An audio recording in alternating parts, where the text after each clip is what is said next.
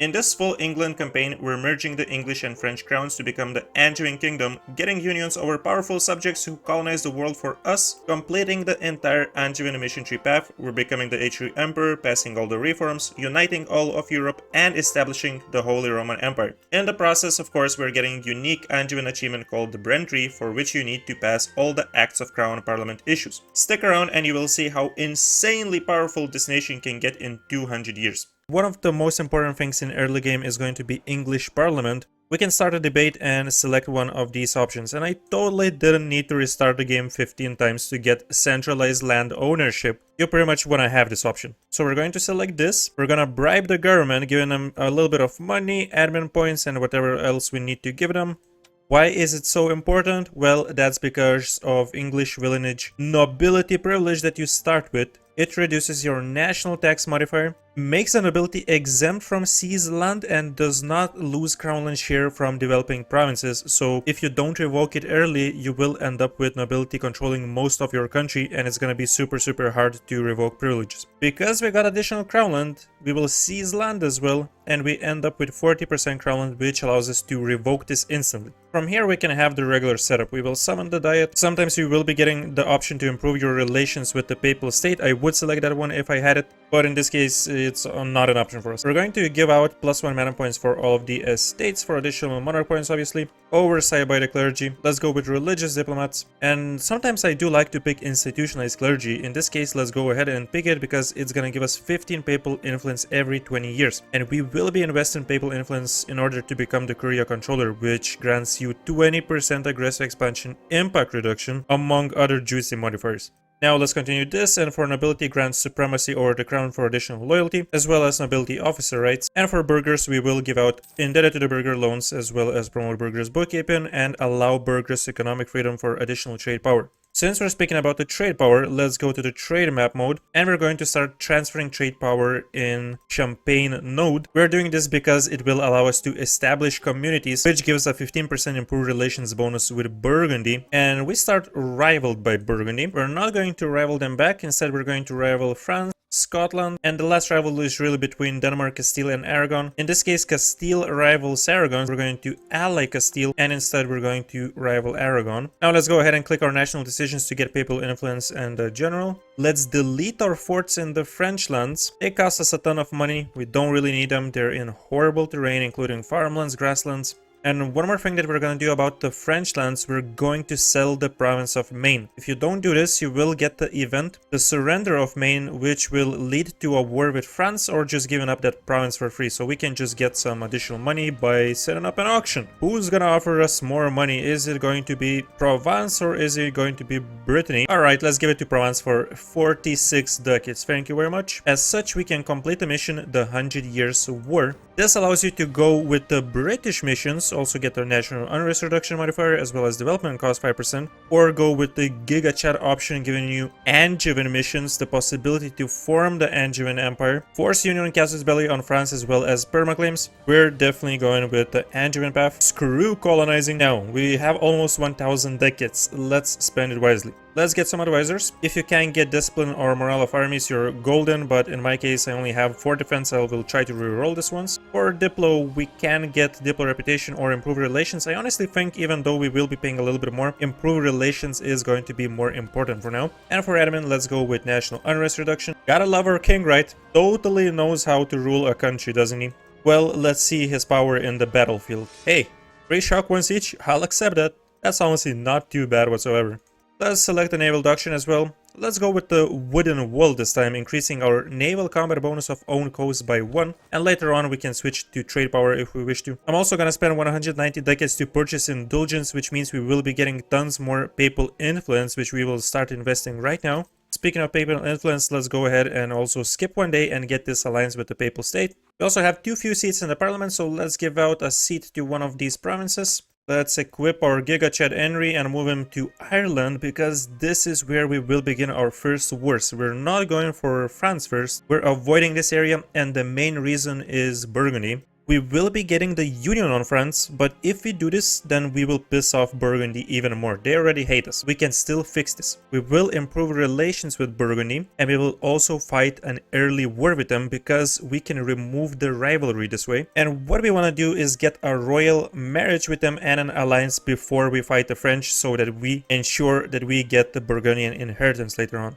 We will need more soldiers, so we're going to grab the Free Company, and the rest of our boys we're going to set near the Scottish border. We will have to fight Scotland because in most of the cases they will ally one of the Irish miners. With our army recruited, we have completed the mission Raise an Army, giving us a permaclaim on Britain region, subjugation Casus Belli on Scotland, which is gonna last for 25 years. So in these 25 years, we will make sure to subjugate Scotland as well. Lovely permaclaims will allow us to start up the wars on the 11th of December. With the month tick, we have the looming disaster War of Roses. It's gonna get 2.5% progress each month, which means in 40 months it will start. Hopefully we can gobble up the entirety of Ireland before then, because we will have tons of rebels to deal with. Yeah, look at that, man. Tyrone allied Scotland instantly. Okay, so we're going to declare a war on Tyrone. We're gonna co-belligerent any Irish nations, and Scotland we won't do this because that would drag in France. So we're just going to try and remove Scotland from the war as soon as possible. Let's recruit an admiral as well. And do we have any good advice? Yes, there we go. Moral farmers, thank you very much.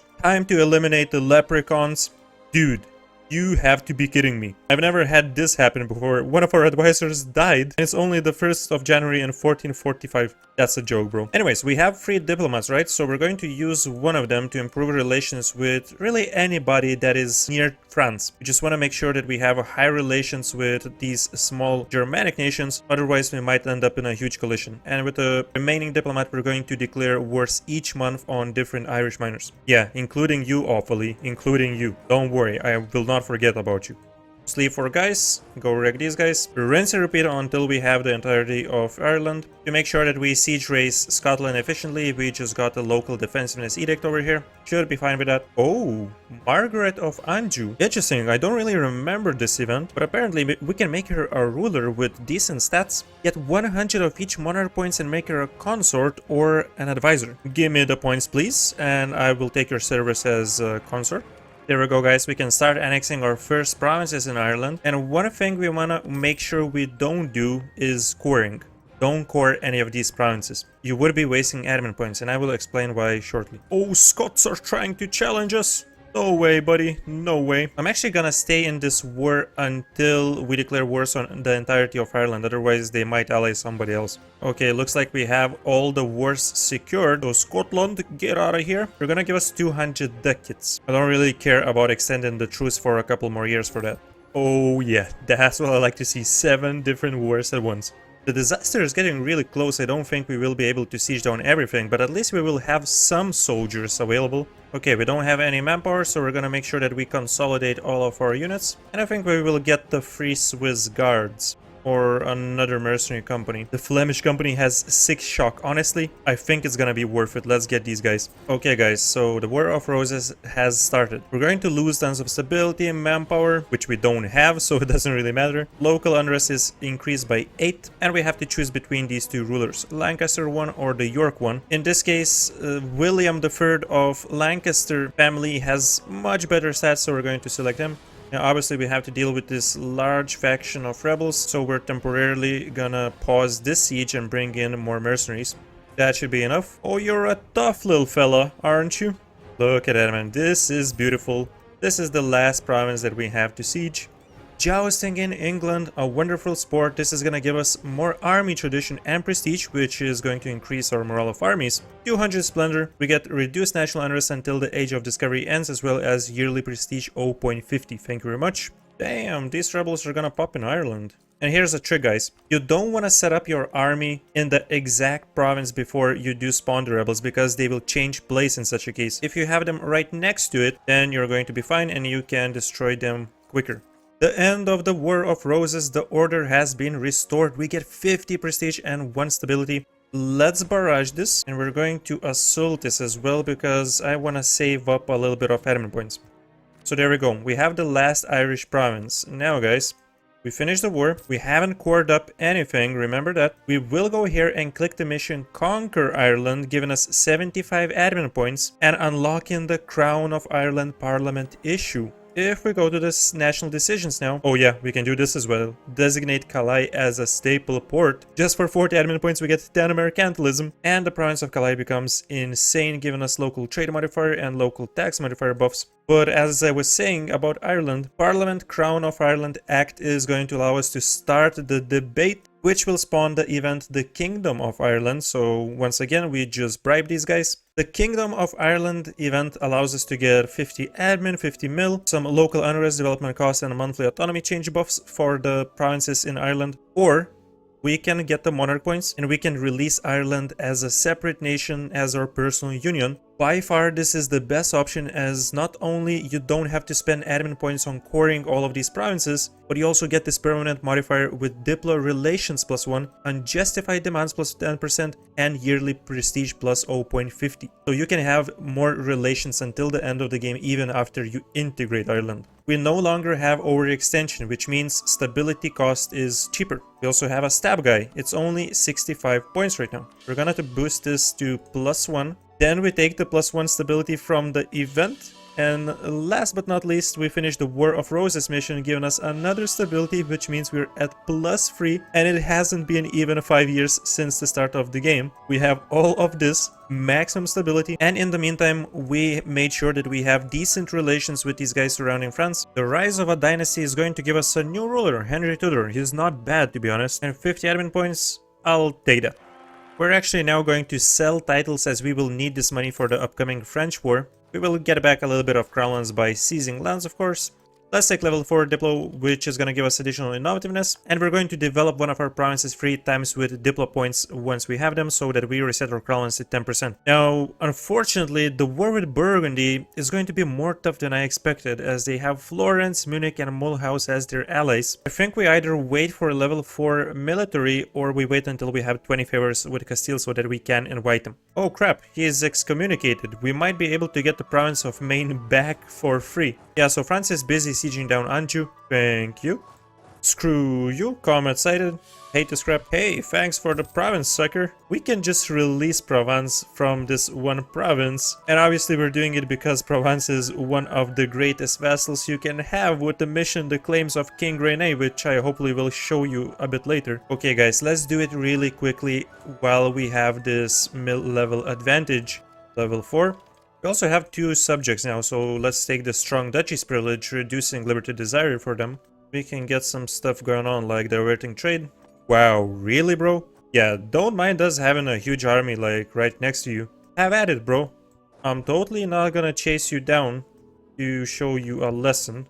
Yeah, there we go, that's what I thought. What's up now?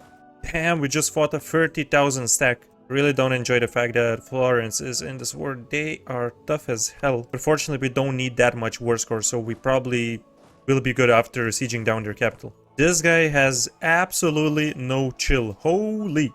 Will you stop attacking me? What's even going on here? Okay, this just increases our siege progress, sure.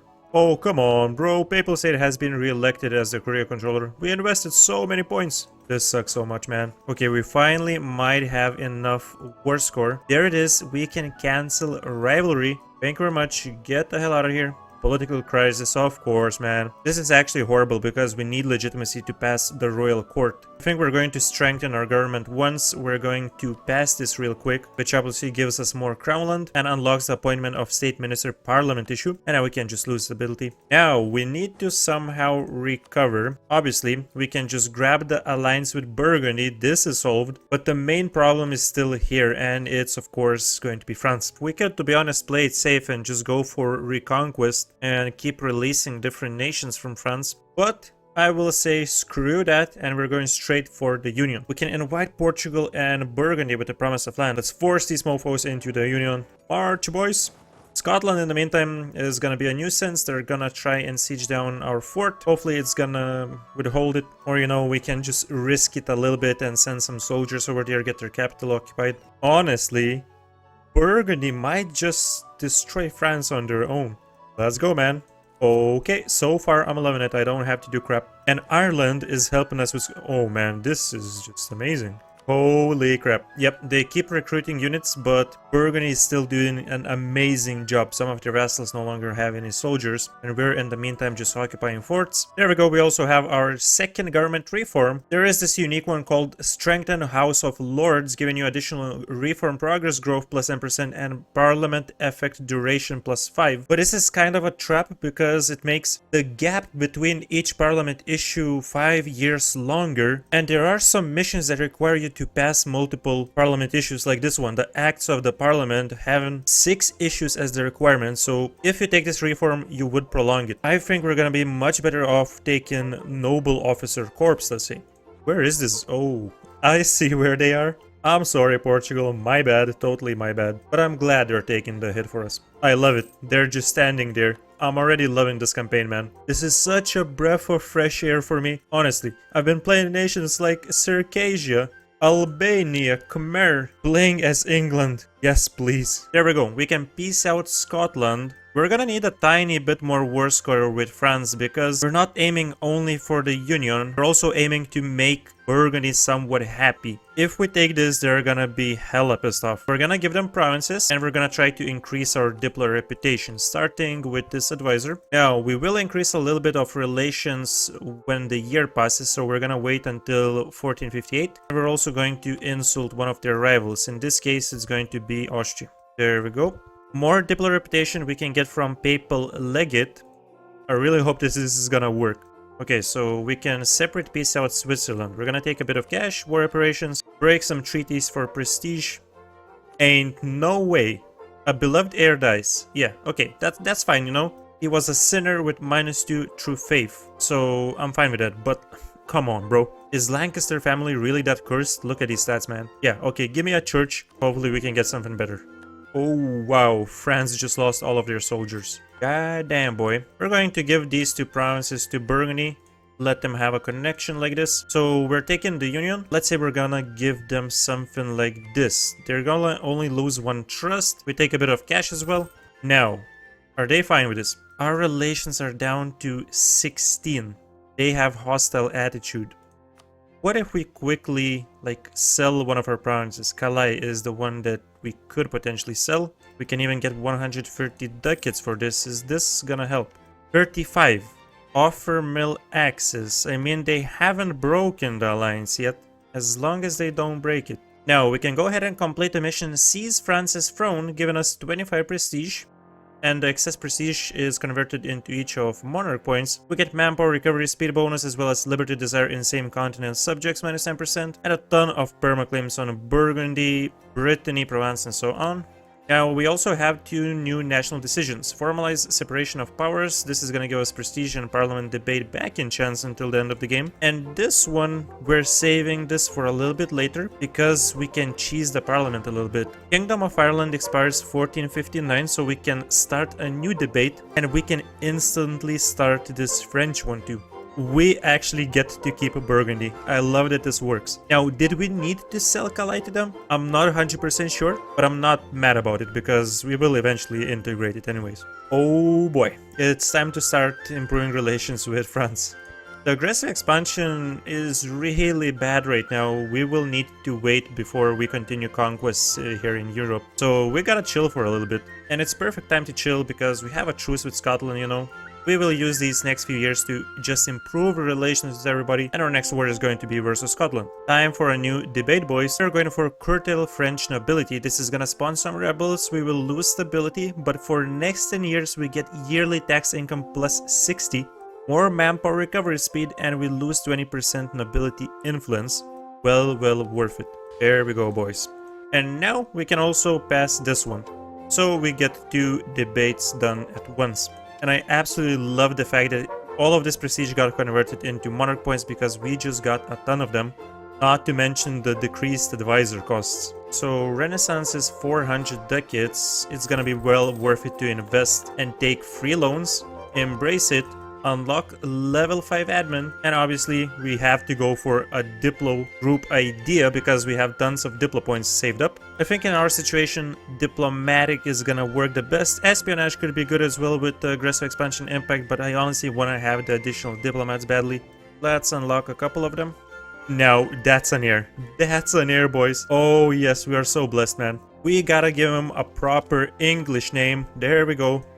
You guys want some knowledge sharing? From this list, it looks like Castile wants it the most, right? 2.45 ducats, don't mind that.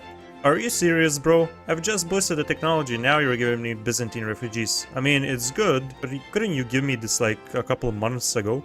Guess we can still get level 5 military, which is cool. The Lollard heresy. We will get a ton of unrest, which kinda sucks, but we also get tolerance of true faith and yearly papal influence, and this is until the end of the game, as well as improved relations with papal state. We cannot really even afford to go for the second option, because it would reduce our opinion with Burgundy. Well, there it is. As much as I would like to keep this Castile alliance, we pretty much have to get rid of it, because they hate Burgundy, and we risk losing the alliance with Burgundy if we keep it. Instead, we're going to ally Brandenburg, because we can actually become the H3 Emperor. So there we go. Royal marriage is secured, and they are voting for us. We just need to get like 2 more nations like that, and we can start with Bohemia, and maybe we can even get Cologne. Alright, it's time to subjugate Scotland. We're gonna co-belligerent Brittany, although I don't think we're gonna take any promises from them this war, because we still have a little bit of aggressive expansion, so we don't really want to go with overkill here. Okay, apparently now we also have Sweden in this war somehow. Are they going for the independence war? They are. Okay, makes sense. Alright, there we go. Relation improving did help a bit, and we don't have a coalition if we subjugate Scotland, and that's exactly what we're gonna do. Now, there's a couple of missions that we can complete. Subjugate Scotland is gonna give us 75 admin points, permaclaims, and the event purchase of Orkneyjar, which allows us for 200 ducats get the province of Orkneyjar from Norway. I will definitely do that. And Unify the Isles will give us 25 of each monarch points because the prestige gets converted, as well as prestige decay and monthly splendor bonuses. Now we can also go ahead and briefly enable allow support loyalists and maybe develop like 1 province from France, and we can shatter French nobility, giving us 20 nobility estate loyalty, as well as bonuses for our ruler with admin and diplo points. Okay, we need to develop our lands like 4 more times right now. We're gonna do it with diplo and admin points and get back to 20% crowns. Okay, apparently we cannot chill even for a second. Now papal state is inviting us into a war. Sure, I guess we gotta accept, right? And Burgundy could actually break the lines, so let's go ahead and get level 6 military, because now they will be afraid of us. I think it's also time for us to get rid of nobility officer rights. We don't really need it anymore. Burgundy declares a war on Savoy. Well, looks like we will have to fight Aragon. Alright, we have to accept. And I was preparing to declare a war on Castile, so it's a bit unlucky. We have our first Age of Discovery bonus available. We're gonna take Justified Wars for aggressive expansion and impact reduction. And then for the next parliament debate, we're gonna go with the Bank Charter X. It costs 150 admin points and 1 stability, but it's gonna be well worth it because for 10 years we're gonna get national tax modifier plus 25% and yearly inflation reduction. So once again, it's time to bribe our government with some points. Oh no, Aragon, you're not doing crap here. Just leave. Alright, some good news. We have been elected as the Holy Roman Emperor, and Austria did pass this 1 reform, so at least we have that, right? Matter of fact, this is a good opportunity for a new war, because Denmark integrated Holstein that has H3 provinces, so we're gonna go and liberate them. That's convenient, Lubeck is not gonna help. Oh, Burgundy. Damn, son, what have you done here? They gave a province to France as well. This is not bad stuff. Our army force limit is so good now. Now, honestly, what I want to do is develop London a few more times so that we can get it up to 30 development. We can start the golden era now. We're gonna recruit a huge army. Take additional morale of armies. For the tier 3 government reform, we're going with representatives of the crown. We need additional diplomatic relations. And unfortunately, yeah, we cannot really ask for unlawful territory from Burgundy, but we can ask for it from Pomerania, that's for sure. Alright, this was quick. All we need is war reps, a Holstein, and money. Thank you. Now we're actually ready to go for a war versus Castile. The only one thing to take into consideration is that they're allied with Portugal, who is also our ally, and we have been allied for quite a bit now, so we have accumulated 75 favors, which we're gonna use to break the alliance with Castile right before declaring. Now this way the war is gonna be super easy. From Castile, we're only gonna take a few select provinces so we can do a separate war versus Brittany at the same time, and we will be going for this full annexation. We should be completely good to go here. Yeah, look at that, man. There's no coalition, only Austria is quite pissed about it, but what can they do alone? They're still salty after losing the emperorship. Boom, secure the Duke's Crown mission is done. We get additional trust with France. Oh, give me a break. Austria really annexed someone, so we need to liberate them. And it's gonna be Aragon again. God damn these guys, man. So there, this is what we're taking from Castile.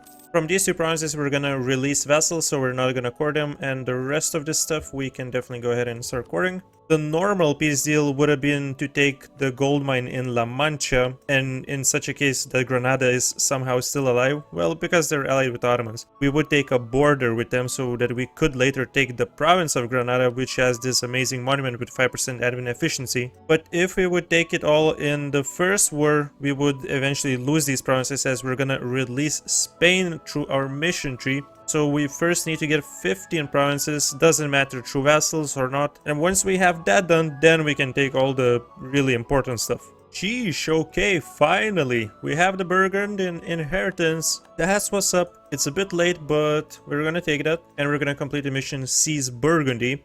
There we go. Now we're definitely gonna keep the union, and this way we can even get more imperial authority, which is always welcome. Alright, looks like our monthly income is now up to 50, which means we can introduce the Banking Act, as we also have enacted the Parliament issued the Bank Charter. So we're gonna reduce our interest per annum even more and get the yearly inflation reduction bonus.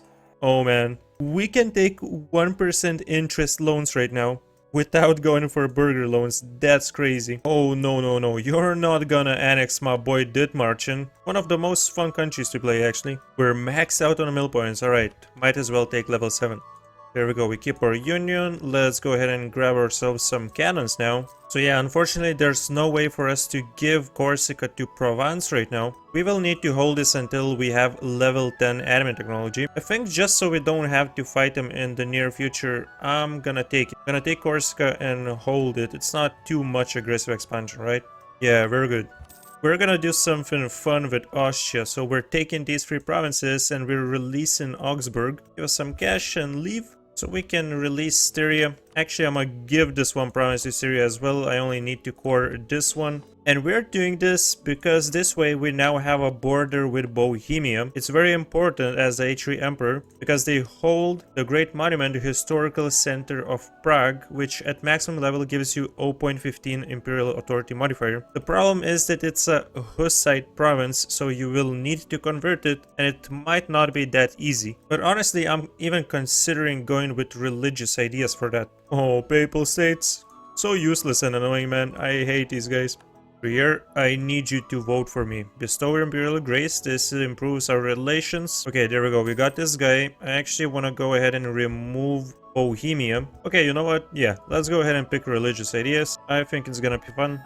We really need to get Burgundy inherited because they hold a ton of H3 provinces and they are obviously not in the H3. So it's costing us a lot of Imperial authority right now. So we're fighting Bohemia and their buddies, and what we're gonna do is ask them to release as many nations because this way we will be getting more imperial authority as there's more members. Alright, there we go, we have Central C ruling our country, the band for band, man. And this gives us additional 10 imperial authority, so we're very close to passing the second reform. Although we might have to delay it a little bit because there's gonna be a few nations in the coalition. Well, we're gonna continue improving relations for now. But yeah, basically the only thing we care about is just making the coalition as small as possible. It's time to finish the war. So what do we have here? Only a few nations in the coalition. We're gonna ask Bohemia to release a couple of new nations. And we're good to go versus Castile once again. We just need to make sure to break their alliance with Portugal the second time. And that's what we're gonna do. Really? Allied with Genoa since when, bro? Okay then. Henry VIII is gonna be a 555 new heir, or we could just go ahead and upgrade our current one, which we're gonna pick Henry for sure. He's also a reformist with reform progress growth plus 25%. Apparently we have completed free burgers agendas now, so we can get 50 government reform progress and unlock the parliamentary administration government reform, which we cannot unlock yet. It's a tier 7 actually, so there's plenty of waiting. But we can unlock the tier 4 one, and we're gonna go with expand temple rights because we don't really need an additional diplomat by now. We already have 5. Come here, Castile. And that's how easy our battles are. We are destroying them. And he's got nowhere to escape. Please give me +2 yearly papal influence. This is gonna be massive as we constantly use these papal abilities. And as is, guys, we're gonna return all the cores to our vassals. And we can even take the South Castile state. Now, before we even core any of this, we will declare a quick war on Lorraine. Because there are 2 provinces that they hold which we need. And that is Metz and Lorraine itself. There it is. So obviously we're just gonna give these 2 provinces to Burgundy so that we don't have to core ourselves. And this means we can finish the mission Angevin Kingdom because we own entirety of the French region. We're gonna get 9 development in Anjou, some permanent modifiers including local development costs, state maintenance, and most importantly, we unlock the Acts of Union Parliament issue, which will allow us to form the Angevin Kingdom later on. Now we have a couple of other missions completed. One of them is Holy Roman Struggle, which is going to give us Diplo reputation and reasons to elect +30 bonus, which just confirms that we will extend our emperorship. And the mission related to Spain, Kingdoms of Spain, all we need to do now is integrate Galicia. We're going even to concentrate development here. Finally, guys, we inherit Burgundy as well.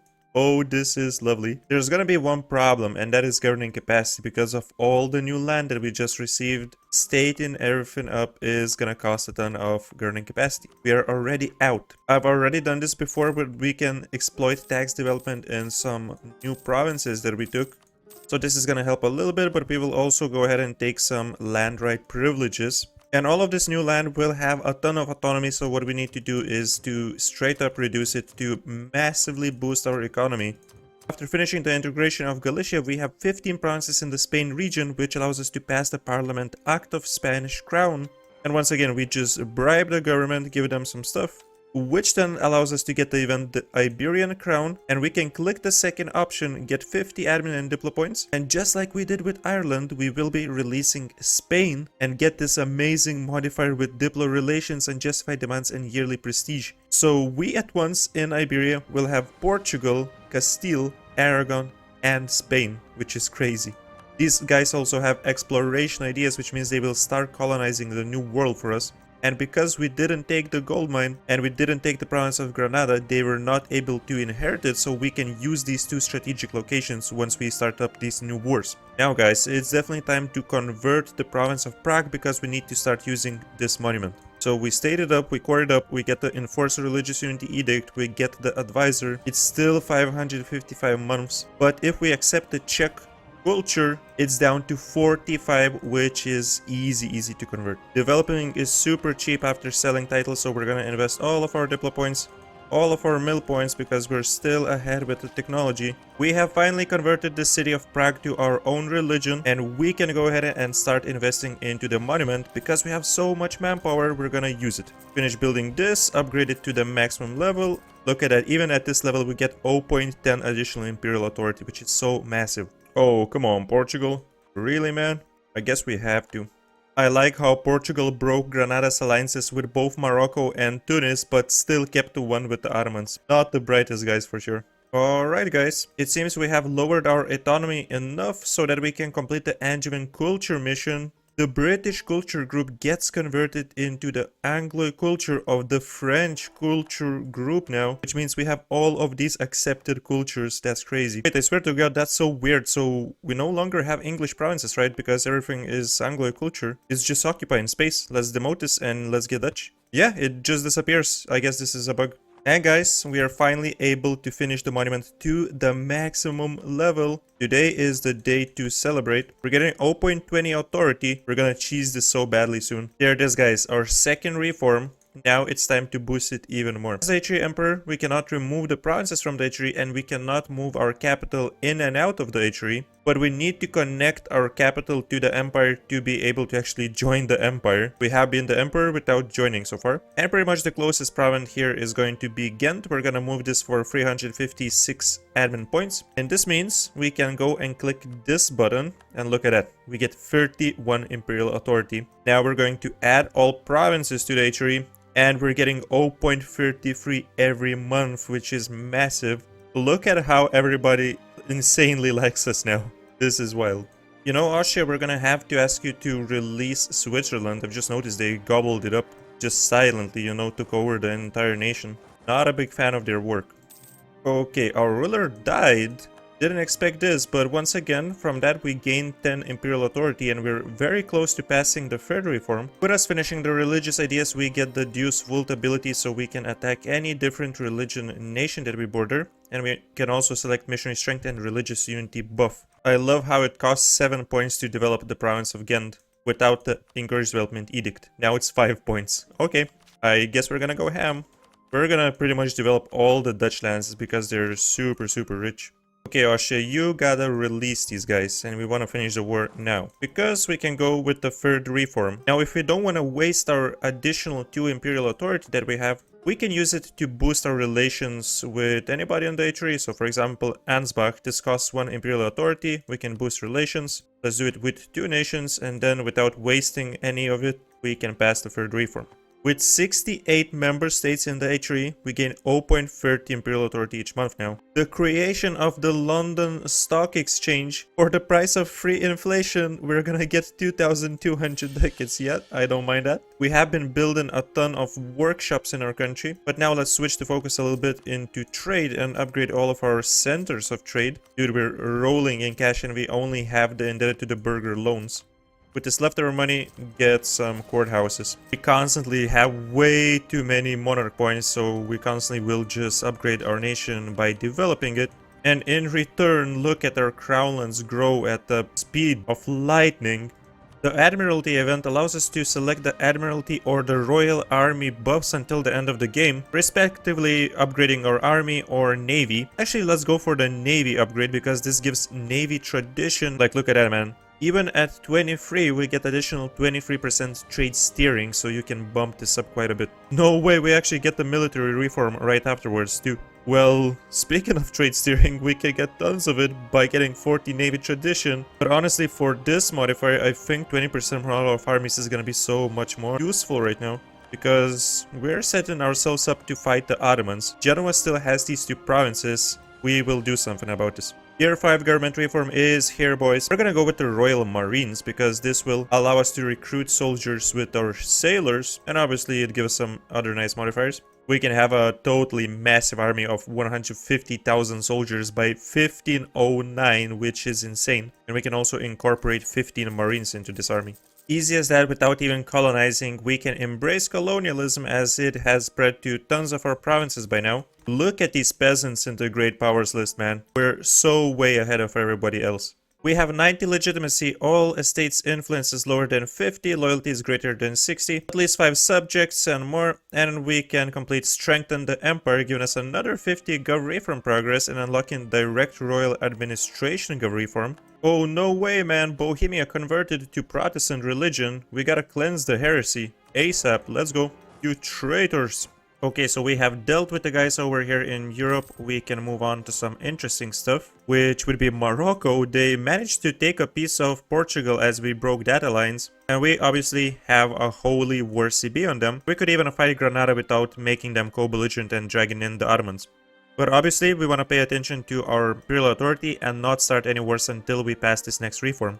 Now, we did also diplo-vassalize Florence, and we can ask the Papal State to return some cores for free. Thank you so much for that.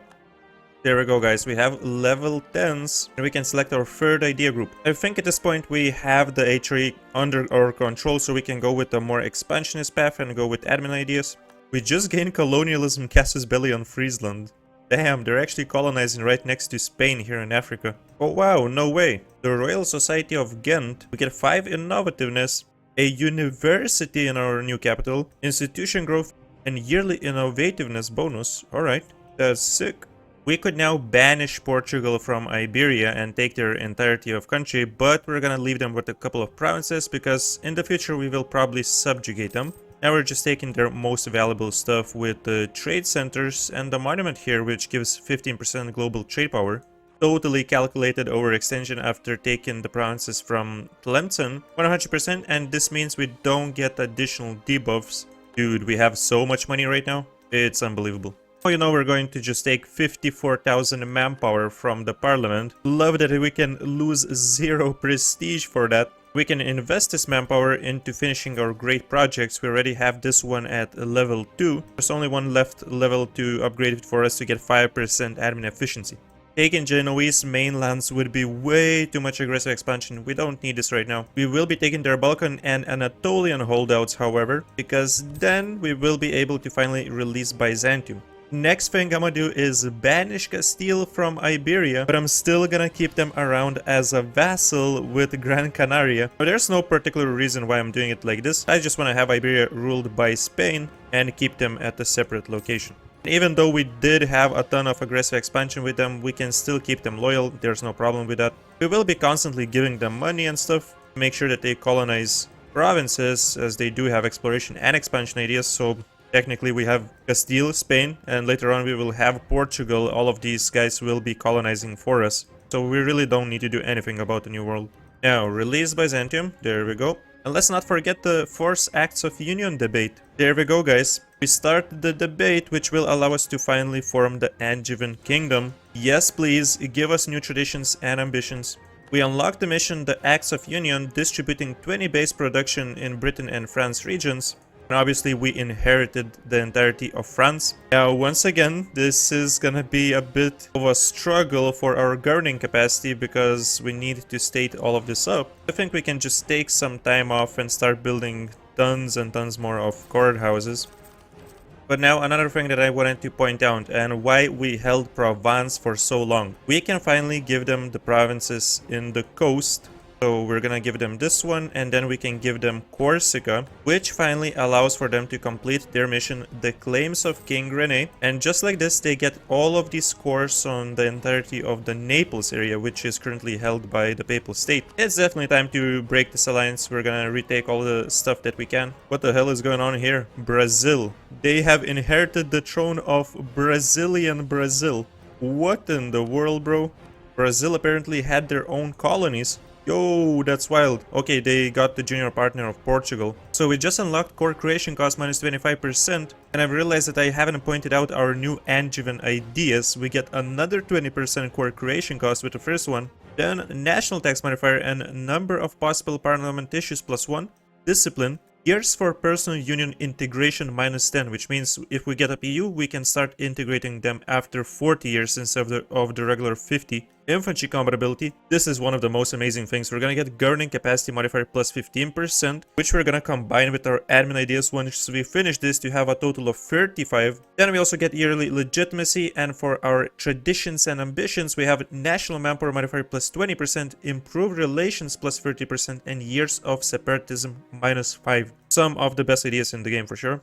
At this point, passing the reforms is a bit more difficult because we are not Germanic, so we get minus 5 by default. Current amount of reforms modifies this by 8, and we have quite a low trust of Emperor. But what we can do is go past 50 imperial authority, and the more we have, the easier it will be to pass it. We get tons of it, so there's not much to worry about. We have the Hansa incident, not the best timing, because we will be getting 9 imperial authority. I hope we can pass this next reform before this actually fires.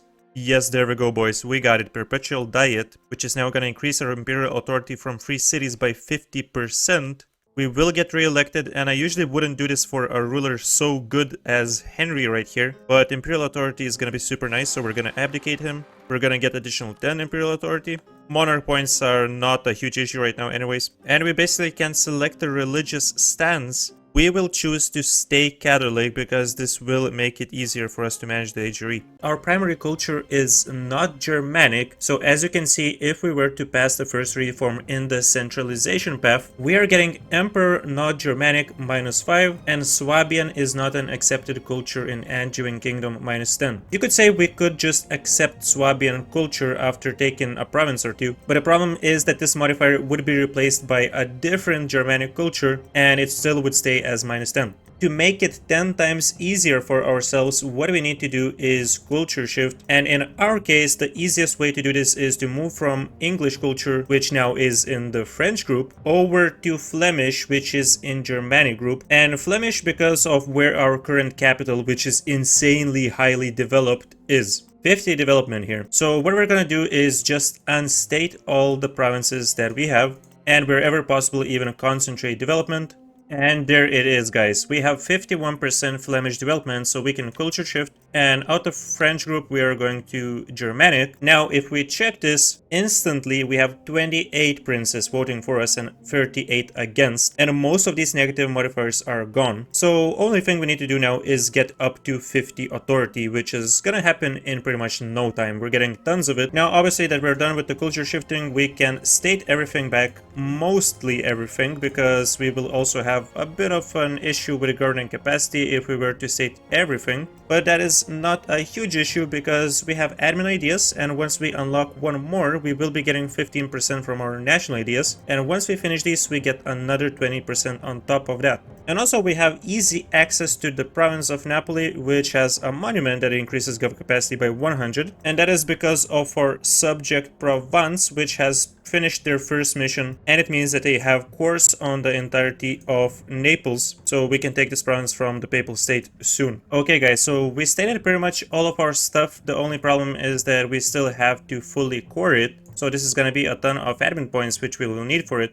But we're gonna work on it. That's not the biggest issue. I think it's great that we solved this problem with the HRE. The second problem is that the Reformation is going on and tons of nations are getting converted. So to keep getting imperial authority, we need to constantly fight them and convert them back with the help of cleansing of heresy CB. We're gonna start with Switzerland. We're gonna attack them, Ulm, Bologna, and start converting these nations. Alright, this is fantastic. The decline of Hanseatic League means we just got additional 11 imperial authority, so that's amazing progress for us. That was very quick. We have forced religion available. Let's go and do it. Obviously, we can even do this on nations that are not co-belligerent in the war, but in this case, both of these nations do follow the correct religion. We can ally Savoy, and we need to just improve relations a tiny bit more to be able to diplo-vassalize them, which is really good because they are not in the HRE. So we're gonna look for opportunities like this as well, just so we don't have to waste time on these guys and just focus on converting our future subjects. Oh, that's fantastic, man. Monopoly company has been formed and we get 2,000 decades. Oh man, this reminds me of my Netherlands run. We're going to attack nations not only with the conversion CB, but also with crush the peasantry, because we need to end the Great Peasants' War, and for that we need the Peasants' War progress to be at least 9, and we get 3 points each time we force a peasant republic to change a government type. So we're going to attack Friesland and their buddies, and some of these guys are Protestant, so at the same time we can convert nations. Fantastic. We have access to our first Age of Reformation bonus. We're going to take Religious Wars, which reduces our war score cost versus other religions by 25%. Now, speaking of this modifier, we also are yet to take the province of Malta, so in the near future we need to fight Tunis. And of course we will fight them together with the Ottomans when we retake the course for Byzantium. But for now, really all of our focus is gonna go towards the HRE. We wanna make sure that we pass these reforms smoothly, so we're not gonna get sidetracked like this. There we go, let's declare another war on Lusatia, and we're gonna do one versus Bohemia as well. Before I forget, there it is, Savoy is now a part of our kingdom. Let's grab level 11 Diplo as well. And actually, we need to pay a little bit more attention to our missions, specifically the ones for which we need to pass the nobility agendas. I haven't really been completing these, so let's summon the diet, and whatever we have here we're going to select. We need to switch culture in this province, so we will start doing that as soon as possible. And to complete the mission, expand the army, we still need to build 16 barracks, and at least 5 of these provinces need to have fort buildings, so we're gonna focus on that as well. Let's begin building some barracks. Oh, Sweden, you shouldn't have done that. They done a literal war crime and took the province of Stadi. Yeah, you guys are going down. Not on my watch, sir. And obviously they're not going to just return it like that. Brandenburg is a bit too big for us to convert them when they are not co-belligerent in the war, but I know what we will do to bypass this. Well, first we're just going to ask them to release Rupen as a separate nation, and we're going to take this one province from Lusatia, so after our truce expires with Brandenburg, we will be able to directly attack them. Now we can pass another admin idea, get additional governing capacity, just lovely. And immediately let's attack Sweden because we have a golden opportunity. Russia is not joining. Although Russia is a nation that if you have them allied, they pretty much will never help you. And it seems the situation is the same with AI. Oh, I actually didn't notice this, but Finland is released and they're a separate nation. That is pretty cool, and they're allied with Riga. Well, I guess Russia actually has some problems of their own. They're fighting Oirat. No way, man. Portugal declared independence war on Brazil. What is happening, man? Did they get some support or something? Oh, Aragon is helping them out. Okay, I'm excited to see what's gonna happen there because Brazil is doing very well in this game. They have only 18,000 soldiers though, so they will probably get owned. Oh, there we go. We continue getting these casus bellis because these nations keep getting converted. Looks like we will have to attack Geneva. He's just peacefully drilling. Oh, right. Yeah, this kind of sucks. We cannot attack them directly because they're a free city, and we cannot even revoke the free city status because it would cost us 5 imperial authority. So we need to work around this. And I guess we can do this by attacking Saluzzo, fighting Genoa, and of course Geneva. There goes your peaceful drilling, man. There it goes. Okay, when it comes to Pomerania, I would love for them to release Teutonic Order and Rupen. Now what's gonna happen is we're gonna get another Imperial incident.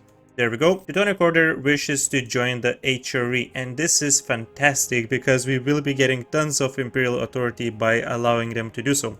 Dude, we have so many papacy points and really nowhere to put them because we're constantly using all 6 of the modifiers. I guess we can also use it to boost our stability, sure, why not? For this next parliament debate, we're gonna go with the create offices for vassal nobles, which is gonna reduce the diplo annexation cost by 15%. And I love the fact that it barely costs anything for us to get these passed. Let's go, that's sick. We just got tons of Imperial Authority points and we are able to pass the reform, which means we will be getting core creation cost minus 10%. Amazing. This next one is going to be great because it's going to boost our Imperial Authority growth by quite a bit. And guys, let's make sure we're not wasting time. Let's go for a Reconquest versus Papal State. Napoli is going to be our goal. We have Stettin, Trent, Albania, don't care. And okay, we have the next government reform. For now, we're going with aristocratic court because this gives additional diplo reputation, which is gonna help us annex our subjects and also pass the imperial reforms. And later on in the campaign, we will be replacing this one for royal decree to get additional absolutism. Alright, Papal State, thank you very much for all of these lovely provinces that you just gave us. Nice doing business with you. Oh, that's amazing. Sir Thomas Gresham's currency reform. Just like that, we're losing free inflation, getting 15 reform progress points, and a really nice advisor, Thomas Gresham himself. Skill-free, national tax modifier 1. You know we're hiring this boy right away, and we can even upgrade him. And there's yet another nation converted. Oh, that's interesting. The Ottomans are fighting both Commonwealth and the Mamluks at the same time, and even though they're kicking the Mamluks' asses, they're getting their own kick. I'm not too thrilled about them taking provinces, especially in the Balkans, because they might take some stuff that belongs to Byzantium. Hopefully that's not gonna happen. I think we're gonna start a war of our own as well, but we might need to get a little bit stronger navy, so I'm gonna queue up a couple new galleys. Oh, I guess they're no longer allied with Tunis. This war is even easier now. Saxony is a peasant republic now. Okay, guess we have to crush the peasantry once again. We can grab level 12 military to a bit ahead of time. There's new units and additional military tactics from this. I see we're losing quite a bit of imperial authority because there are less electors now. So obviously we're just going to fix this real quick. We can give the electorate, let's say, to Genoa. The Council of Trent is here and we're going to select a harsh stance. And unfortunately Constantinople is no longer a Byzantine core, so we're gonna go for Tirhala. I believe this is the second highest developed province. Let's go Reconquest. It looks like our ships are still getting owned by theirs. They have a really strong navy, they have quality ideas finished. But okay, no big deal. Just go back. What we need to do is get a Morale of Navy's advisor. And we need to fix our loan situation. We have 500 ducat loans. We can take double the amount now. So we're going to repay these 1% ones, and we're going to take new ones through the estates, which is going to give us a ton of money. And some of this money we will be spending on upgrading our ships. This is the main reason why they're beating us up. Another good thing that we can do is grab level 12 diplomatic technology, because this is going to increase our naval morale as well. And guys, our truce with Brandenburg is up, which means we will finally be converting them. Alright guys, here we go. We're finally finished with admin ideas, which means we have admin technology cost reduction, and also our second policy, which is going to give us a diplomat and monthly autonomy change. Now we can also go ahead and embrace counter reformation. Let's go. This will allow us to complete the mission, handle the reformation. It's gonna give us 50 papal influence, improved relations with the papal state, and we also get some modifiers of opinion. Obviously, there's many ways on how you can complete this. If you go with the reformed religion, you get morale of armies bonus, which is not too bad. Okay, we have another incident in the Empire, Fate of the Peasantry, and once again, amazing, we get 13 Imperial Authority, and of course this is the option that we're going for. Dude, what the hell is happening with the Commonwealth? They have been fighting the Ottomans for like 10 years now. Guys, why there's no progress? Like, we cannot occupy the Balkan provinces until they actually conclude this. The nobility estate throughout the empire will have plus 10% loyalty and influence for the rest of the game. And members of the empire gain crush the peasantry casus belli as well. So this is pretty good because it's not really restricting us. We can revoke the privileges whenever we want to. And we have lost the effects of Great Peasants War, which was plus 6 unrest, so that's great. Oh, Wild Moldavia has appeared and he's now sieging. Of course, when you have your personal bodyguards. And this is great, very good timing. We're annexing Provence and we get another 15% reduction for that, which means we are pretty much done. And also, the rebels made some good progress on the siege. Let us just yoink that immediately. We get 42%. How about this time from the government we take 60 gov reform progress points. There we go, thank you very much for that. Dude, how insane is that? Our capital has 66 development. This is some of the highest development I've had ever. Alright, there we go. Agenda is finished as we have converted the province. Now let's do this one. We need to just build a regimental camp. That's gonna be easy.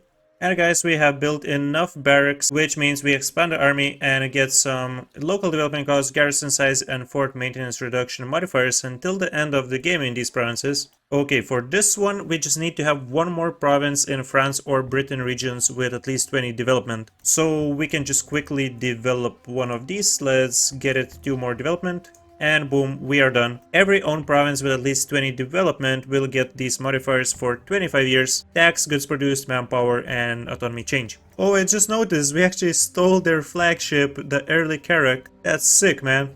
Order of the Chivalry is gonna give us monthly splendor and nobility loyalty equilibrium plus 5% until the end of the game, and it costs 679 ducats.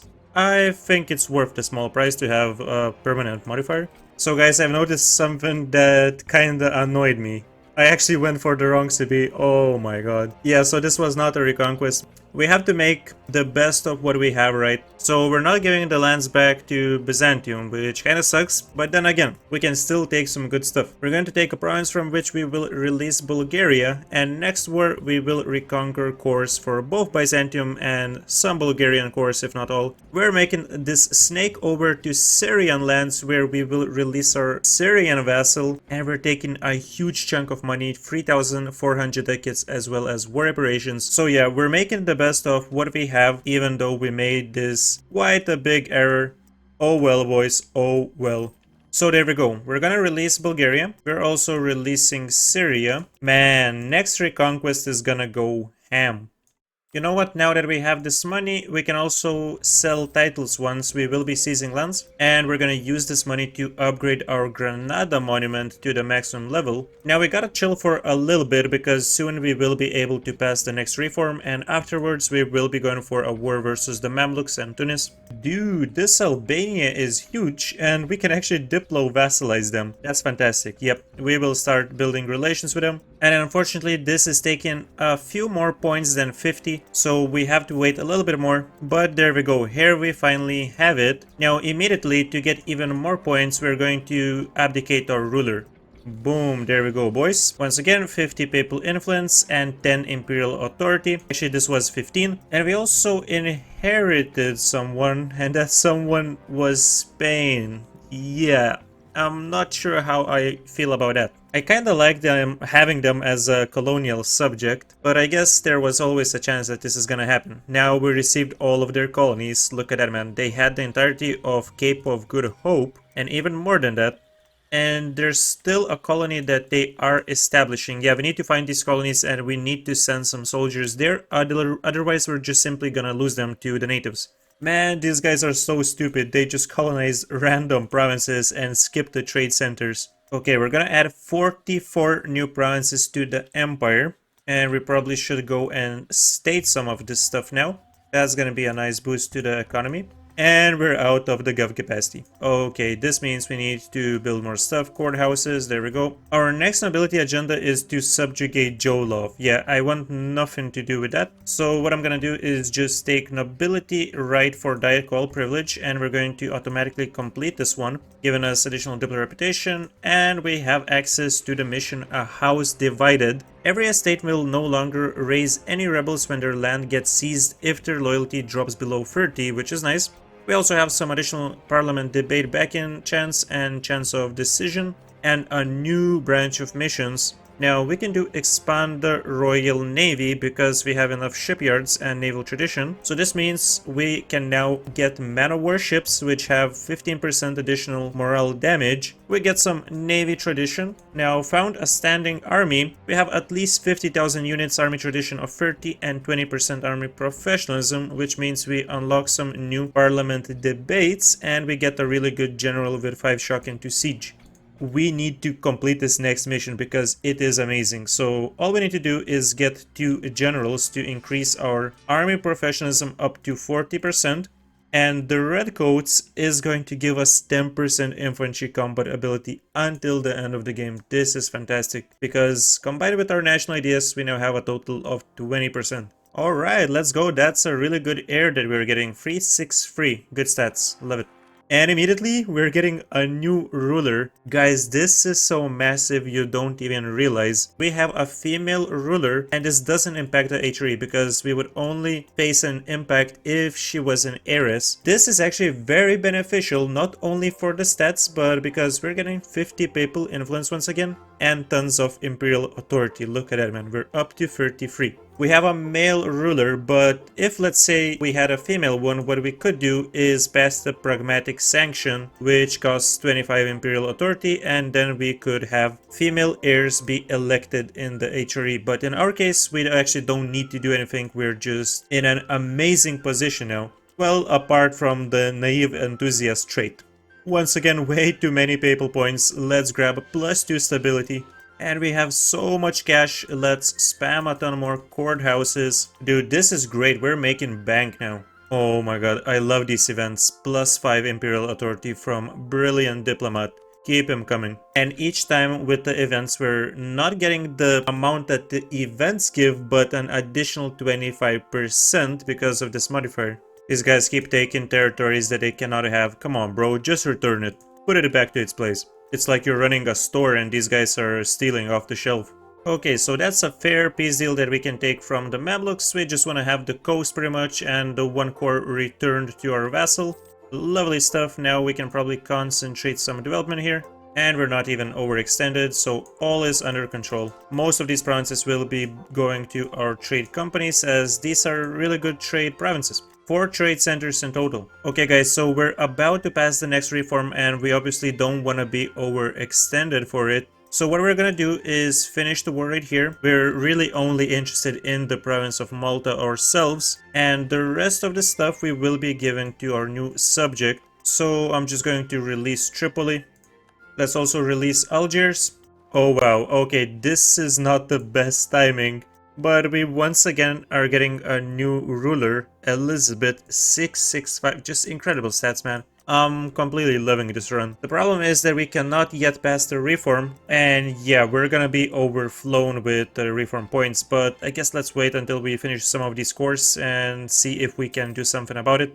Close but no cigar. 25 princes are voting and 43 against, so we have to take this. Okay, we have a new ruler and we get more imperial authority, and now it is enough to pass the reform, so we're gonna grab it because it greatly will boost our imperial authority growth once again. There we go. And this last one is gonna be so easy. Guys, we have religious peace and we have 0.50 imperial authority gain, so we are pretty much done. We still have 5 years of truce against the Ottomans, so in these 5 years what I'm gonna do is fight Aragon. Not only we need their provinces to finish our missions, but also we need to fix our borders. Like, we need to get rid of Portugal and Aragon. Alright, the Angevin age is apparently now starting, boys. We have 400 additional splendor, 50 prestige, which is converted into each monarch points, so that's 150 monarch points right here. And until the end of the game we get more core creation cost reduction, years of separatism -5, and an additional max promoted culture. Just lovely stuff. Let's grab some additional prestige per development from missionary. Dude, we have really good religious unity, 96%. We have 4 missionaries. No, actually 5 missionaries. Why wasn't I even putting them to work, bro?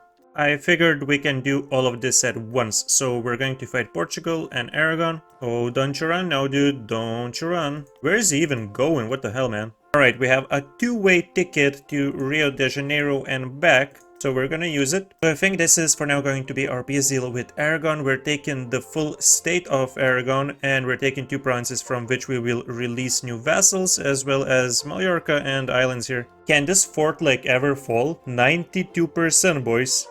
Go up to 99, come on. Oh my god, it actually went down to 85. I cannot believe this, bro. This is honestly ridiculous. We have at least enough mana wars, 20 marines, and we gain enough mill points, so we get the skill-free commandant 90% cheaper and a skill-free naval reformer. Oh my god, these guys are incredible. Look at that, bro. 0.95 ducats for a skill-free advisor. Is that not amazing? And we have the same thing, pretty much the same thing with military. It's only fair if we get this guy to level 5 as well. Okay guys, we have our 5 provinces in Brazil. We're taking entirety of West Indies and all the Portuguese provinces. We have what we need. We can finish this war. Fantastic. We have enough provinces, exactly 55 in Iberia, which is going to give us 50 power projection as if we needed more.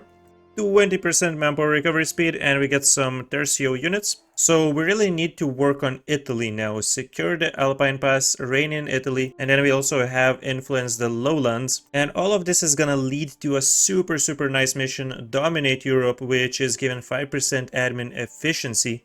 Wait, we also unlocked settle in America. That's cool. 150 diplo points, trade power, trade steering. Oh, this is great. Another 5% core creation cost, and we get the Absolutism benefits, as well as admin advisors granting plus 3% reform progress per level. Yep, let's go with direct royal administration. Immediately, we can grab 75 additional reform progress points from the Angevin Landtag. I think this actually got renamed after we switched our culture to Flemish. And we have Angevin Brazil. That's what I like to see, our first self-governing colony. We now have access to revoke the privilegia, but first we need to wait until everybody supports it so that we actually get everybody in the bag. Come on boys, join the empire, you know you want to. We have completed the mission Monopolize the Channel, for which we needed additional trade power. We get ship trade power 20%, merchant trade power plus 10. This is all for 25 years and 500 ducats. Early industry we can do easily, we just need to build one more manufactory, say less. And for Angevin Renaissance, we need Artist Advisor of skill level 3. And there we go, we have the advisor at level 3, and we also have the event Pax Angevina, which is gonna give us until the end of the game national unrest reduction, more years of separatism reduction, -5 again, parliament debate back in chance. Man, this is just insane. And yeah, here we go, Angevin Renaissance. We get 25 prestige, which is converted into each type of monarch points. And Ghent gets the province conditional modifier Globe Theater, given 15% idea cost reduction. We also have Renovate Oxbridge, which is going to give us these modifiers. Oxford gets Most Esteemed University until the end of the game, with local tax modifier, province governance cost, institution growth. It also gets a university, and Bedfordshire also gets the same benefits. We get free innovativeness, and we also get Oxford Symposium happening. Oh, cool, so we will have more of these events happening. Oh, bro, no way. Brazil immediately attacked our subject. Come on, man. Knock it off, dude.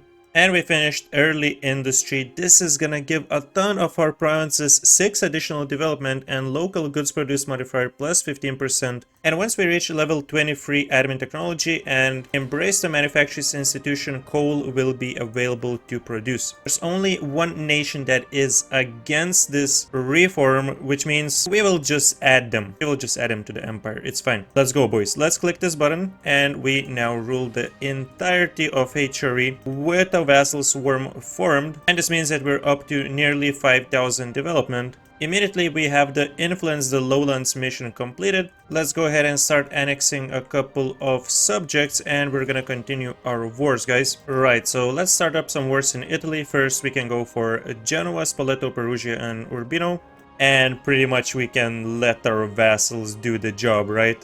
While we siege a couple of provinces, we can focus the Ottomans, we can go for Morocco as well, for Tunis. Whoa, Sweden, what the hell happened to your alliances, bro? That is free real estate that I see. I think we no longer want to have this alliance with Finland. I don't know why I got it in the first place, but these guys got way too hostile, eaten up half of Sweden pretty much. Ottomans are up to 160,000 soldiers. Okay, maybe let's not play around too much and gather up more troops and go for this one war instead for Morocco as well. Brazil, man, you gotta stop. Come on, dude. Seriously, reconquest? Are you kidding me? We need to give the Angevin Brazil, the real Brazil, some good subsidies so they can handle it themselves. And this time, guys, we're going for the correct CB reconquest. We're not making the same mistake twice. We can also go ahead and embrace printing press now. Oh boy, the monarch points are just overflowing, dude. We just gotta develop, I guess. There's really nothing else we can spend these points on. We don't have any inflation. Technologies, we're like still nine years ahead of time. And that's about right, guys. 5 wars at once, we can handle that.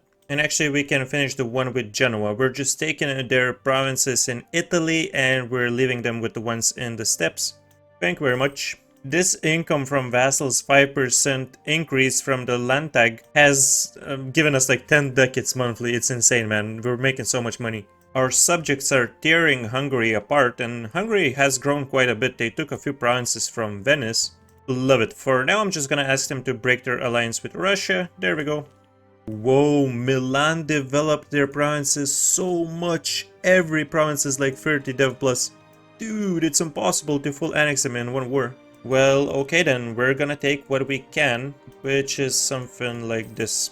Love it, man. I'm barely even doing anything apart from sniping some big battles. And our vassals are just doing all the job, occupying everything for us. At this point, we just need to stack modifiers and allow these guys do the work. So let's max out the Malta forts. We have tons of manpower that we can spend. And we can finish influence ideas, which means we have 4 idea groups finished now. And we have some new policies. One of them is Diplo annexation cost minus 15%, which is lovely. I'm gonna take that one.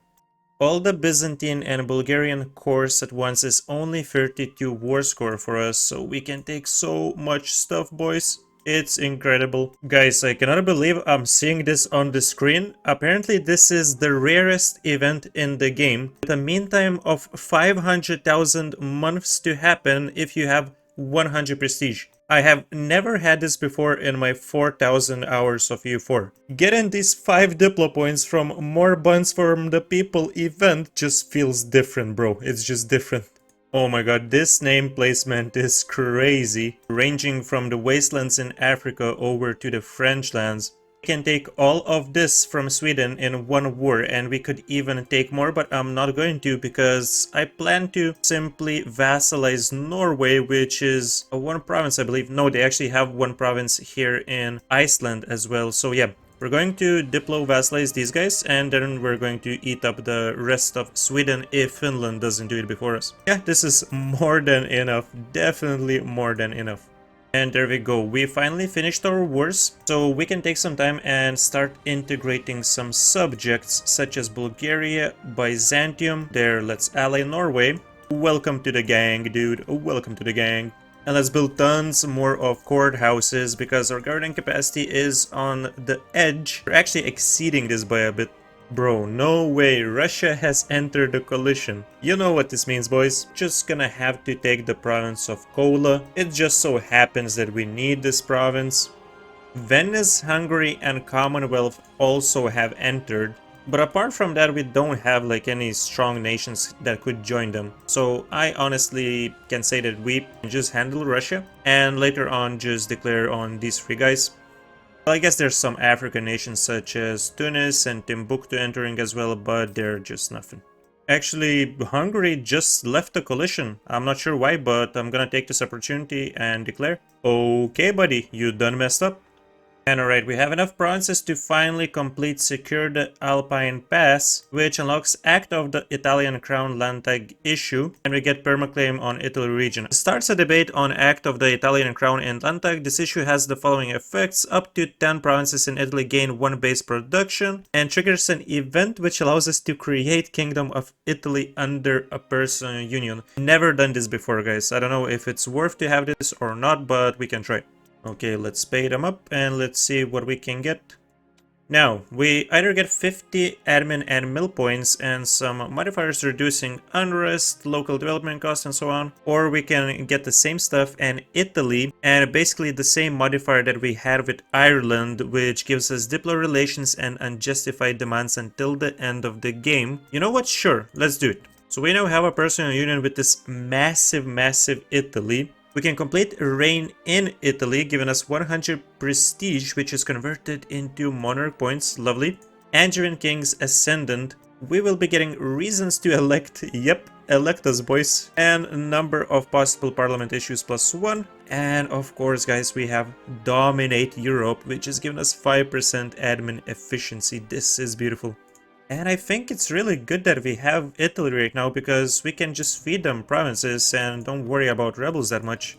I was gonna say it would be nice to see the Italian mission tree, but good luck finding it among like 100 subjects that we have. Yeah, it's impossible, guys. It's actually impossible to check the specific mission tree. No, I found it. I actually found it. Oh my goodness. Okay, we need to grow them to 800 development and 45 provinces in Italy, and this is gonna give them permaclaims. Sounds good. Man, what did I say about Sweden getting eaten up by Finland? They actually did it. The Mad Lads actually full annex Sweden. I can't believe it, bro. These guys are crazy. But yeah, anyways, we're just gonna go for a quick reconquest and take it all back. Too many mill points, which means we will be getting 1,000,000 of generals and pick the best of the best that will lead our armies, and everybody else is getting booted. Okay, so from Russia I'm just gonna take, I think, 1 province from which we can release Novgorod, and I'm taking the entirety of the Baltics region. Let's grab like a 2,000 ducat little payment. Oh, I just got an achievement. Starting as England form the Angevin Kingdom and enact all the acts of crown parliamentary issues. Yep, cool. Apparently we can also have this national decision establish the imperial diet, unlocks parliament issues related to the Holy Roman Empire. Oh, so basically every time we do this we can get 10% imperial authority growth modifier plus 10%. Yeah, I guess it can help you. We did it a little bit differently, so we don't really benefit from these parliament acts anymore, but there we go. Dude, I would love to complete a realm of chivalry because we just need 80 army tradition to change our name to Angevin Empire, but I just cannot get any army tradition. Our vassals are literally destroying everything. That's the craziest thing, bro. With all this money that we got, we're hooking up our vassals with some buildings as well. They can enjoy some money. Let's build them a few barracks too. I swear to God, this is the most OP nation I have ever formed in my entire EU4 career. It's not even 1600, we have nearly 7000 development, boys. It's okay, so we have this war in Italy concluded. Now, if I'm not wrong, we can take these provinces and we can give them to Italy and they won't get the negative modifiers. Hopefully that's what's gonna happen. These provinces we cannot give directly to Italy because of our war score cost. So we have to first take them ourselves, And let's see how we can fix the situation now. There, you can have Rome. Okay, this is too much for them. We need to wait until they annex these provinces. And yeah, pretty much all of Italy apart from Sicily. We can continue integrating our vassals as well. And despite them having a minus 158 modifier from annex vassals, we can just give them some gifts and we can continue annexing. Guys, maybe not all is lost with army tradition. We're climbing up. We're climbing up. Boys, don't you just love when you annex half of Arabia in one war? Beautiful stuff.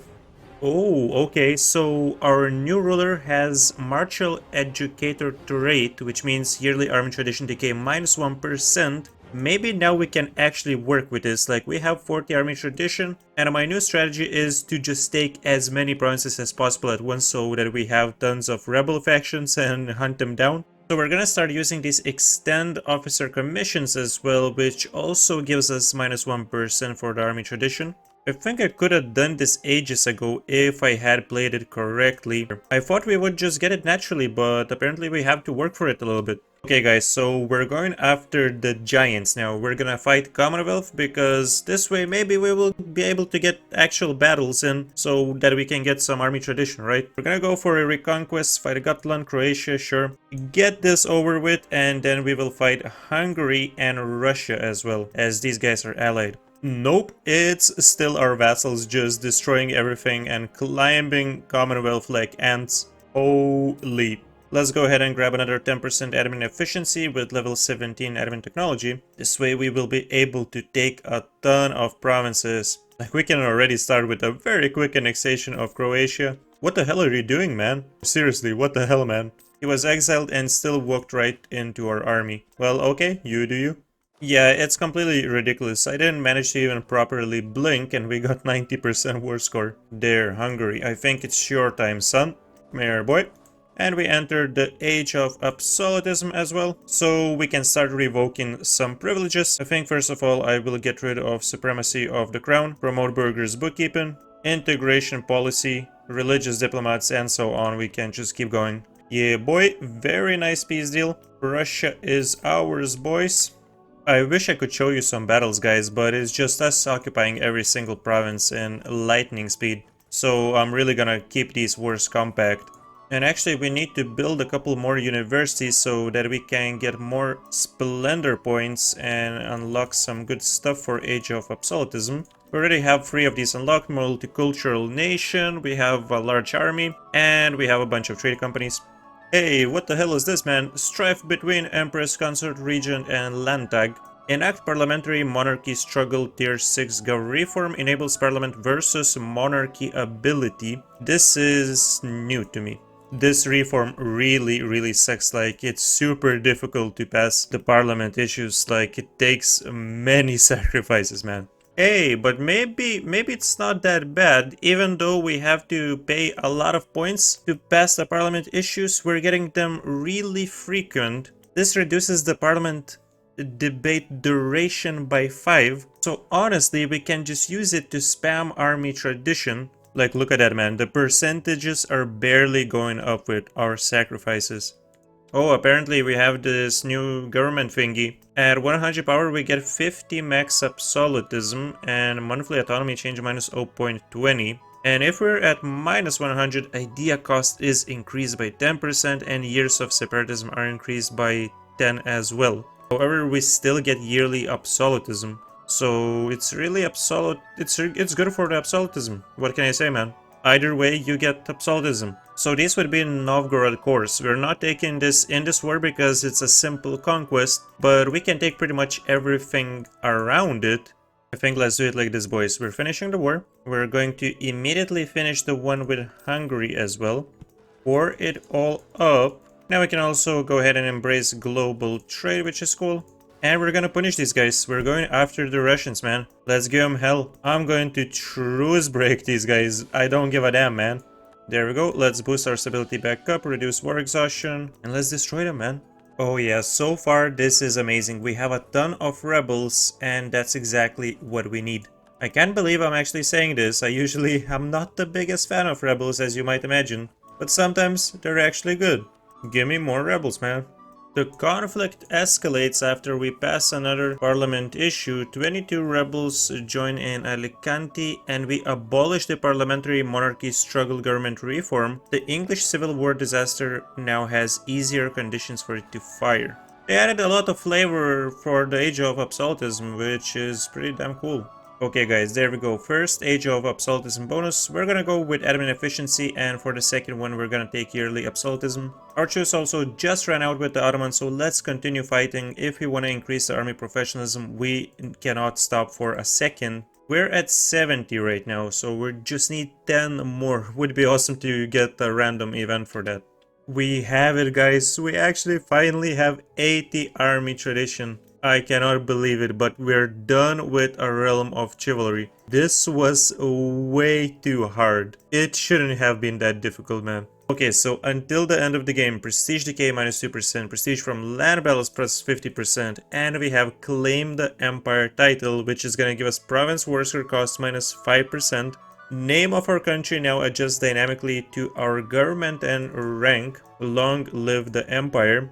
Angevin age is also going to give us every admin advisor plus 3% governing capacity modifier per level. So we can have additional 15% gov capacity just by having this advisor, which means we're up to 2000 governing capacity now. This is honestly incredible. I went for aristocratic ideas, but this was just because it could help us get this army tradition up. I honestly think I'm just going to cancel this and replace it with something else. And that something else I think would rather be offensive ideas, or even infrastructure would be quite nice. There we go, let's peace out Russia. They were not co-belligerent in this war, so I'm just going to take their cash because I just wanted to annex Hungary. And it's unfortunate because this is not a full annexation. They are left with just one province. But there we go guys. We can go ahead and proclaim naval hegemony. We could get economic hegemon, but we still need like 200 total income. Let's just go with the naval one. It's gonna increase our ship trade power, and at max level we get 20% artillery damage from back row. Because we became a hegemon, we can also complete the Angevin Empire mission. We can get 10 more marines and complete the Royal Marines mission.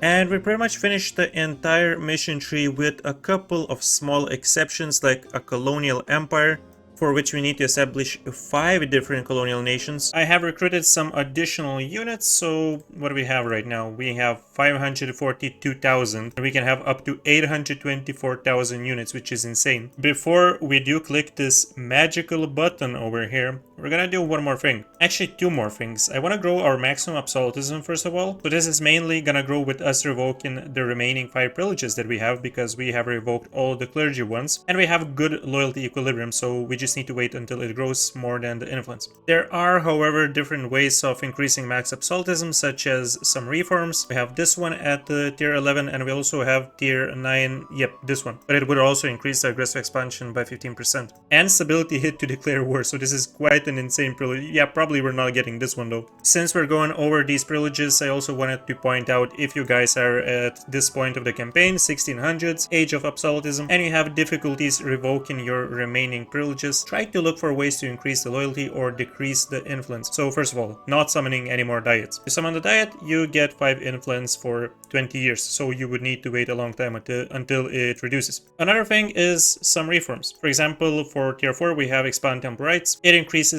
clergy influence, and let's say you can switch to maintain balance of power. This would reduce the influence technically by 5% if you had this, and on top of that, all the estate's loyalty would be increased by 5%, so you would have a much easier time revoking stuff. Now, apart from the absolutism, we also have this Commonwealth. There's a tiny Finland left over here, which I also want to take. And then we have Big Russia, which I'm probably not going to touch simply because it's super annoying to fight them. It's not like we couldn't crush them completely, but in the 1600s, the game becomes really stale. I believe many people would agree with me on this one. So how about we just finish this off?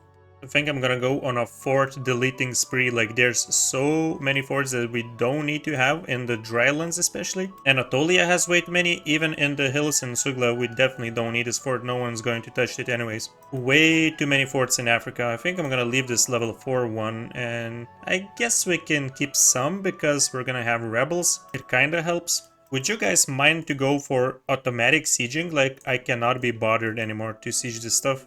And this is not a great feature because it really overlaps with the armies. Like for example, one army is sieging, we will set this to manage autonomous sieging, and basically they can both go on the same province and try to siege it down, so it's really inefficient. I would not recommend it, but at our stage we're just getting way too much manpower anyways, we don't really care about min-maxing. So I'ma just let them have fun. Oh my god, our generals are dying. Which one just died? Oh, I think it was one of these African armies. There we go. Dude, I love it. Armies on missions, too scared to engage enemies. Are you kidding me, bro? We're overpowered, dog. Who are you scared of? Guys, among the million other things, we're trading in cloves now as well, so trade efficiency plus 5%. Looking good for our trade economy. We can build some trade depots. Like, trade buildings are definitely not the best to build, but we can get some. And we're not exceeding the force limit with our ships, so let's get some additional, shall we? There we go, let's have exactly 601. I love it, guys. We don't need to do crap. Our vassals are just destroying Commonwealth. Look at that, the power of 200,000 units. I'm actually gonna invade Gotland, and then Finland we're taking down at the same time. There we go, we can barrage this. Guys, we still haven't maxed out on the income from vassals, and we have some good monuments in Paris. As we're getting like 700 ducats monthly, we can max this out. So we have this one, it increases religious unity, and this one gives income from vassals 20%, among other good bonuses such as improved relations. We have this at rank 2, so basically half of the bonuses that we could have. Might as well invest some of our manpower, which we have like tons of, and some money to finish this a bit earlier. And this is, after we finish it, we had 146 income from vassals, and now it's 172, so we can just continue boost our income like this easily. Look at that, guys. This is why this feature is so garbage, manage autonomous sieging. These guys are sieging one province, 3 separate armies. Alright, so we got Gotland and we got Finland. Beautiful stuff. It's gonna look much more beautiful after we unite H3. Although it's not something that I would recommend doing, because you probably want to keep this vassals warm. It's insanely useful. It makes you not worry about min-maxing so much, because you don't really have to fight much. You can just rely on your vassals, or you can just do separate, like multiple wars at different parts of the world. How about we finally get their capital? Let's go. And this is good, we can get burghers loyalty. That's exactly what I needed, because this will allow us to revoke some stuff. Okay, so first war is done. I'm immediately going to declare again next month. And this doesn't matter at all. We just lost stability. We're going to boost it back up, no problem. We're privilege free, guys. No more privileges, which means our max absolutism is now 73. And our admin efficiency is constantly growing. I love getting 140,000 manpower from the parliament, and mainly because we can use this manpower to upgrade our great projects. How about we start boosting up our absolutism, and one of the ways to do this is to use harsh treatment, especially because now we got a 50% discount, so each time we do this we get 1 absolutism. I'm gonna start granting some of these branches to our subjects simply so that we don't have to deal with the overextension, and we're going to immediately integrate the HOE subjects anyways, right? Look at that, man. We made the Teutonic Order form Prussia. They only needed like a couple of provinces for us to give them. So we don't have a truce with the Ottomans no more, and only one thing that I want to do, honestly, is just connect our provinces around the Black Sea. So I'm just gonna take like a few provinces. Very quick war right here. Russia's not gonna join. This is map painting at its best. And I love the fact that we get so many papal points, so we can just constantly spend them on additional stability, which means we get to do this once again. Break truce. Only 50 points to boost this stability to +1. Basically, we're going to declare again, boost stability with points, boost stability with papal points as well, and just demolish Commonwealth, what's left of Commonwealth. It's going to take like maybe 3 or 4 wars.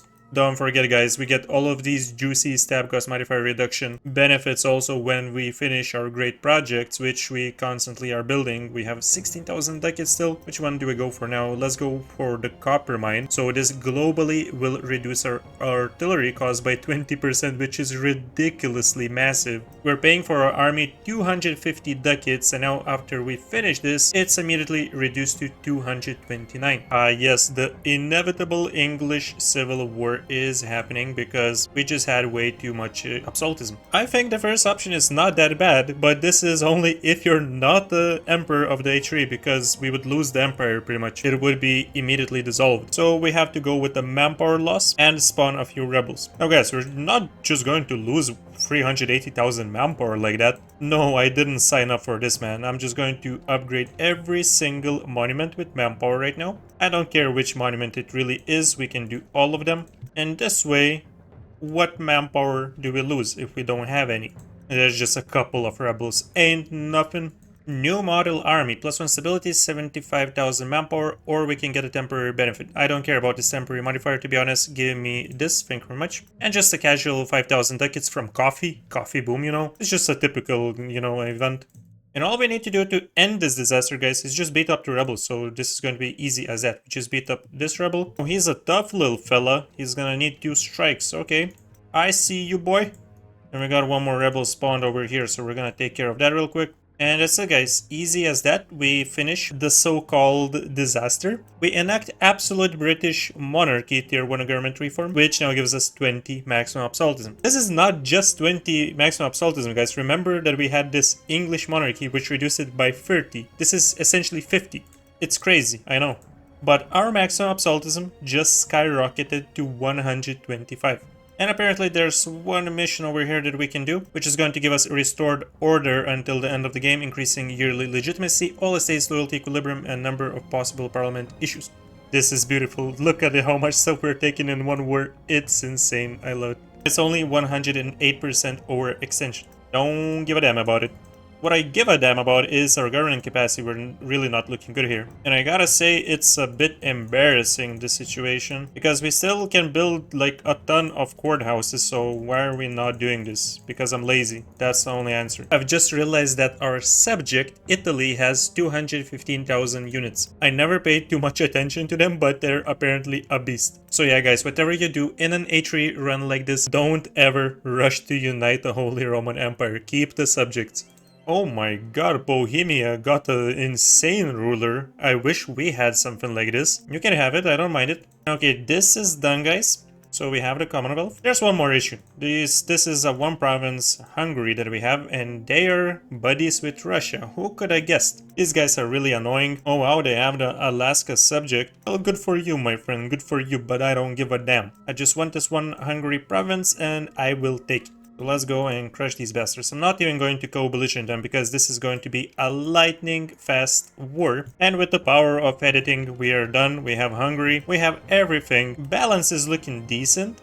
Development looking good. Just, you know, casually, the second greatest power has below 1000 total development. And now, guys, with all of this done, something that we don't need to do, but we will be uniting the Holy Roman Empire just so that we can see beautiful borders with no minor nations inside of our huge nation, basically. There we go. Boom. Claim the crown. So this is our new nation. Holy crap, the lag spike. Yes, please give us new traditions and ambitions. And look at this glory, guys. After we get rid of the million pop-ups, we have the Holy Roman Empire. I wish we had a better name placement, to be honest. But hey, at least the borders themselves look good. If you're unfamiliar with the H3, it does have its own mission tree with nice bonuses. We have a lot of permanent bonuses, a lot of unlockable things, permaclaims, you name it, but it's still not worth to farm it. The ideas are pretty cool. You get core creation costs, you get a big improved relations bonus, some morale of armies, and other military bonuses. Gov capacity is definitely not bad. And now we can check our total development. It is 13,000. 1642, this would be an easy world conquest, but I'm simply not the type of person that would go for it because I don't enjoy playing past 1600s. But yeah, this is where I will be ending this run. I will share the save file which I made before forming the Holy Roman Empire with my YouTube channel members. So if you're interested in that and you would like to support the channel, consider becoming a channel member. I would really appreciate that. But even if you give this video a like or subscribe if you haven't subscribed yet, it would mean a world to me anyways. So thank you so much for watching, and I will see you in the next video. Much love to tier 1 YouTube members AV, MangyMinotaur, ScaldabagnoBlu, Kutay, mickw, Nikolas, Cyberkonstapeln, tier 2 members Biologist, Lazar, RogueRhino, and tier 3 member Gökalp. I'm very grateful for your support.